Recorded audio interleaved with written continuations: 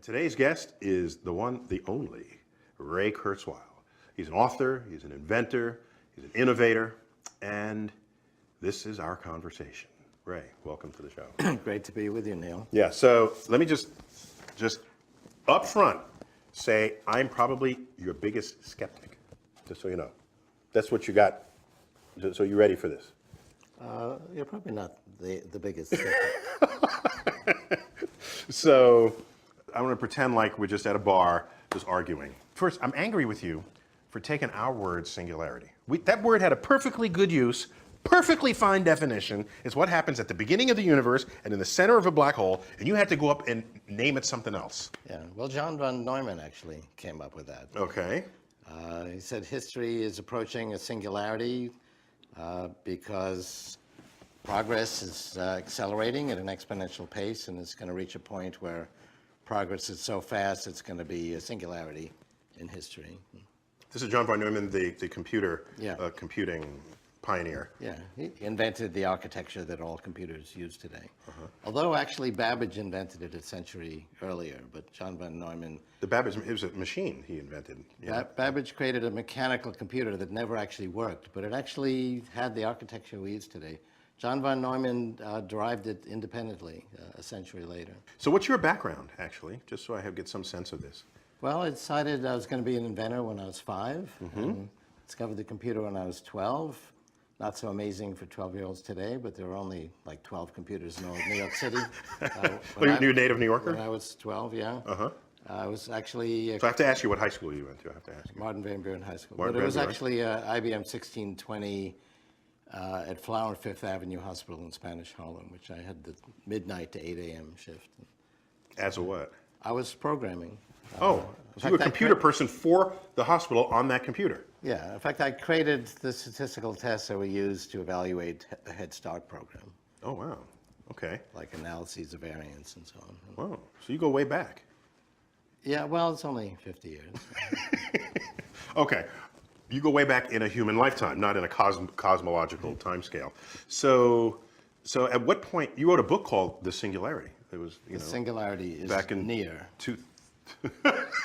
This is what, like, cult leaders, the end is near. Well, back in 2006, you write this book. It is a play on the end is near. Okay.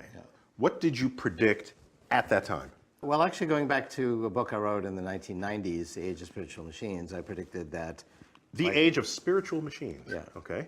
by 2029, computers would have all of the intellectual and emotional capabilities of humans, and so they would be spiritual machines. And conversely, we are spiritual machines because our brains are composed of 300 million modules that recognize patterns. Each of those modules has 100 neurons. Those neurons have ion channels and dendrites and axons, and basically you can describe, based on physics, which you know The a lot about, electrochemical pathways. how they work, and we can actually model them, and we are modeling and simulating the brain today, and they are, so each neuron is a machine. Very few people would disagree with that. Well then, you know, the 30 billion neurons in our neocortex is a machine also.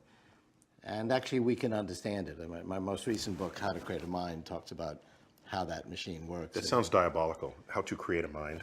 What's going on in your basement? You can tell me. Nobody's looking. Tell me. Well, we are understanding how human intelligence works. I mean, these things are brain extenders already. Yeah. We are the smartphone that you point to. Our brain is already expanded in the cloud. We're smarter as a result. We'll directly connect our neocortex in the 2030s. But wait, let me. Well, the last time we did that was 2 million years ago when we went from primates to humanoids, and we got these large foreheads. And we had the frontal cortex, which is where we do language and art and science and physics and radio shows. No other species does that. But it's not qualitatively different. The frontal cortex is actually was just an additional quantity of neocortex. The neocortex is organized in a hierarchy, and we took that additional neocortex and put it at the top of the hierarchy. And as you go up the hierarchy, things get more abstract. So things like music and poetry exist at the top of the neocortical hierarchy. And we're going to add to it again by connecting our neocortex to the cloud and to synthetic neocortex and expanding it's the way we did 2 million years ago, except this time it won't be limited by a fixed enclosure. We'll be able to expand it without limit.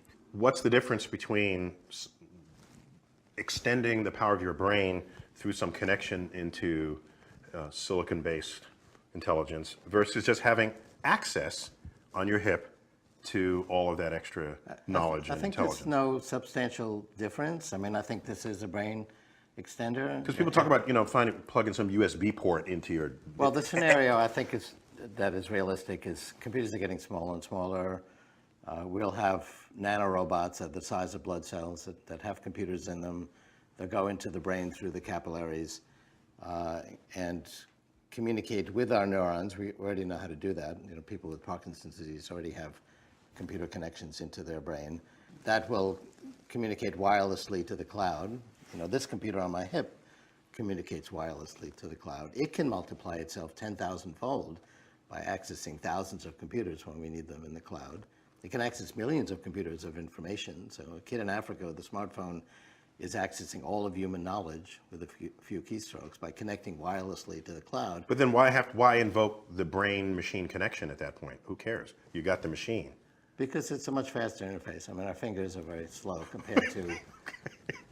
we could have, millions of... I didn't know the world was going too slowly for you. You want to speed it up. Okay. Well, it is. I mean, how long does it take you to read, To read and write? The Brothers Karamazov. It takes, months. So you're suggesting that you can get these nanobots the size of your neurosynapses, let's say, and one will be preloaded with War and Peace, the novel, and would somehow injected into your neurosynaptic memory banks, and then you're done. You've got it. Just like in the Matrix, they would load memory programs into you. We will connect to neocortical hierarchies in the cloud. Some of that could have preloaded knowledge. We could communicate with each other more intimately that way. But basically, we'll expand the size of our neocortex. And that's, what's the difference between a mouse and a primate is the primate has more neocortex. It's therefore smarter, can master more levels of abstraction. And when we got these large foreheads becoming humanoids, we had more, and that was the enabling factor for us to invent language. So the wireless cloud becomes the growth of our neocortex, right, into the next dimension. We'll have the next opportunity phase. again to grow our neocortex. And once again, we'll put that additional neocortex at the top of the hierarchy. And as you go up the hierarchy, the level of abstraction gets greater. So music and art and poetry and radio programs all exist at the top of that hierarchy. At the bottom of the hierarchy, I can tell that rug on the floor is a straight line and very simple things like that. It's the top of the hierarchy where the interesting things happen. And we have not been able to expand it for 2 million years because we have this fixed enclosure. That was very clever. Our heads are not getting bigger because you kill the mother being born, and it's a bloody mess. So I think we've maximized the size of our head. Yeah, well, that's right. Given the size of the birth canal. That's the reason that we've not been able to expand it anymore. In fact, it was quite a challenge to expand it 2 million years ago. Even to what we have today. Yeah. So why the precision in your prediction, 2029? That sounds audaciously precise. Well, there's one thing that's surprisingly predictable, which is the pace of the exponential growth of information technology. The price, performance, and capacity of information technologies like computation, communication, now biological technologies like sequencing and also simulating biological processes, the amount of data we're getting on the brain, many different measures, not of everything, but of information technology, follow amazingly precise trajectories. And growth trajectories. Right, and they're exponential. So, I mean, I was looking, actually it was 1981. I realized that timing was critical to being successful as an inventor. It's also true for anything else you might want to do, doing physics or romance. I mean, you got to be in the right place with the right idea at the right time. So I started with the common wisdom that you cannot predict the future, and I made a surprising discovery. Lots of things are unpredictable, but if you look at the price, performance, and capacity of information technology, like, for example, the price performance of computing, calculations per second per constant dollar, it follows an amazingly predictable trajectory, going back to the 1890 American census. And so I actually projected out those curves that I had in 1981, I had them through 1980, through 2050. We're now in 2015. It's been more than 30 years later, and it's exactly where it should be. You're on the line. So You're still- that aspect of the future is amazingly predictable. I predicted we'd need search engines in the late 1990s. I made that prediction in the early 80s because I saw the ARPANET, the predecessor to the internet, expanding exponentially. Yeah, one of the great jokes that was only a joke for 6 months was the internet is the world's greatest library, except all the books are scattered on the floor. That was before search engines came in. And within a couple of years, search engines came, and now that reference doesn't even work. Right. Well, I saw that we did have a need in the late 1990s for search engines because there'd be so much knowledge on the web that we couldn't find anything. And we'd have the computation and communication resources to do a good job with that. What I was not able to predict, and what we can't predict, is that of the 50 projects to do that, it'd be these couple of kids in a Stanford dorm who would take over the world of search. And not everything's predictable. This would be Google, yeah. I wouldn't have to work very hard if I had made that prediction. And I actually took my first job ever, at least for a company I didn't start myself. I was wondering if you actually ever had a stable job, or you're just riding on your... Well, that's a stable job for a pretty unusual company. Yeah. This aspect of the future is very predictable. If you measure the capacity and price performance of these different information technologies, computation, communication, biological technologies, technologies having to do with the brain, they follow these very predictable trajectories. One of the reasons you might be skeptical is it's not intuitive. Our intuition is linear. And so the difference between myself and my skeptics or critics is we're both looking at the same present, and people then apply their linear intuition about the future. I mean, if you wonder... No, I can think exponentially. I'm skeptical for different reasons than that, but go on. I'll get there. Well, you know, You're not gonna get a if you free wonder pass here. why we have a brain, it's to predict the future. But the kind of challenges we had, 50,000 years ago, when our brains were evolving, were linear ones. We have no exponential training at all. We I track got an you. animal in the field, and we don't expect it to speed up as it goes along. We expect it to go at a constant pace. That worked very well. That became hardwired in our brains. That's our intuition about the future. And a linear progression, that's our intuition, goes 1, 2, 3. An exponential one, that's the reality of information technology, is 1, 2, 4. It doesn't sound that different, except by the time you get to step 30, the linear progression, our intuition, is at 30. The exponential one is at 1 billion. It makes it very Proud of profound. me for knowing that? 2 to the 30th is 1 billion. I got that. That's good. It's good to know. I know, I got you on that. My skepticism comes from a different place. Okay. But so here you go. So you're right on the curve as time goes on. This gives you confidence in your modeling. And so now you say 2029, what happens? Well, actually, somewhat before that, we'll have the computational capacity to functionally simulate the human brain. So that's a whole discussion of what is the capacity of the human brain. And there's actually been derivations using different methodologies, all of which come to the same results. It's about 10 to the 14th calculations per second to functionally simulate the brain. That doesn't mean simulating every molecule. It means basically... 10 to the 14th is a huge number. That's huge. It's pretty big. I mean, our supercomputers now surpass that. They're up to 10 to the 16th, 10 to the 17th. But we'll have... I guess in our own, when you're sitting there just watching the ball game, you're not thinking you're going through 10 to the 14th calculations or thoughts per second. It's all happening simultaneously. Yeah. It's not an active thought that our brain is that active. That's all. Well, it does have tremendous capacity, but it's also limited. We have these 300 million pattern recognition modules in our neocortex, and that's a lot from one perspective. That was enough for humans to invent music. I mean, no other animal can keep a beat. No other animal. Some humans can't either, just to be clear. Okay. I've met a couple who could, but it's also limited. We have expanded it to some extent by connecting, at least indirectly, with devices. Right. So you project to the future, some point where computational ability and storage. Well, computation's one side of the question. The other is the software side. It's a more complicated analysis, but our information about how the brain works is also growing exponentially. The spatial resolution of non-invasive scanning is doubling every year. And a lot of people say, well, it's so complicated because there's just billions of different connections, ignoring the fact that there's a lot of repetition and redundancy. There's actually 300 million modules, and they all work pretty much the same way.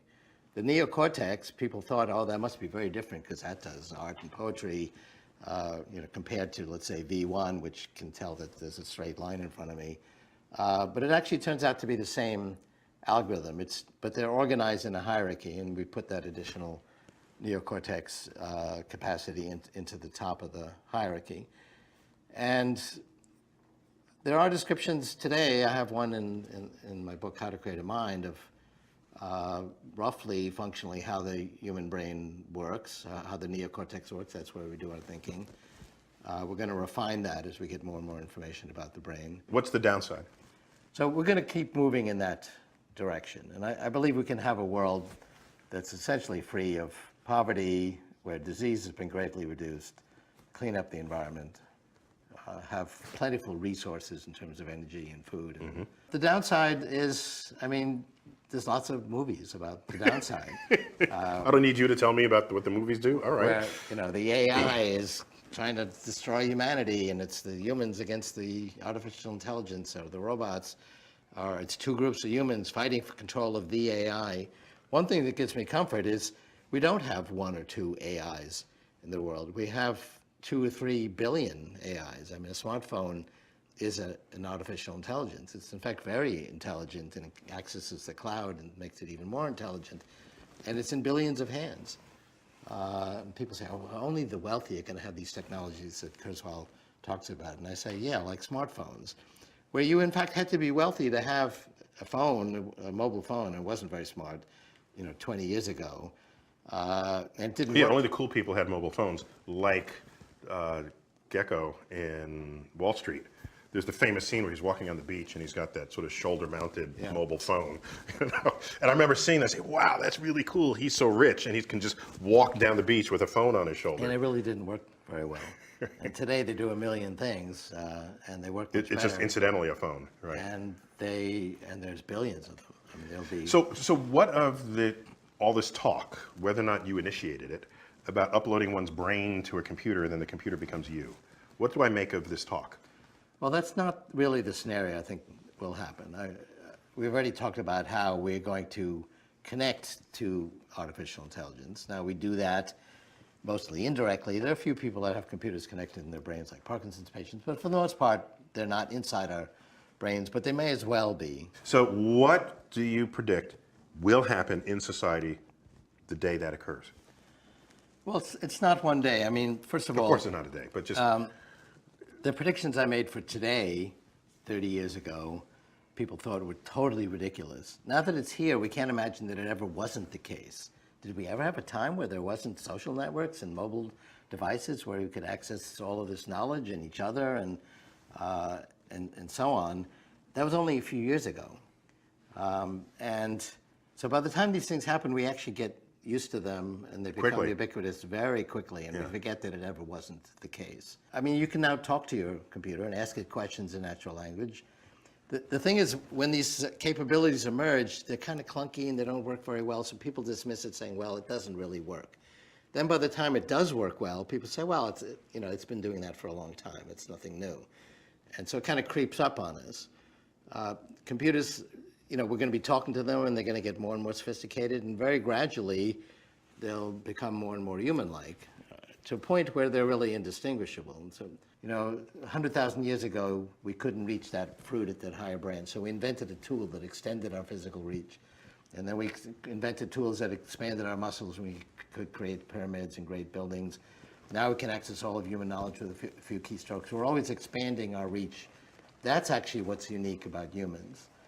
And I remain fearless of that, because when you look at machines replacing, in the Industrial Revolution, replacing physical labor, and you look at computers replacing computational labor, the day we lost to Deep Blue in chess, our best chess player loses to a computer at a game that we invent.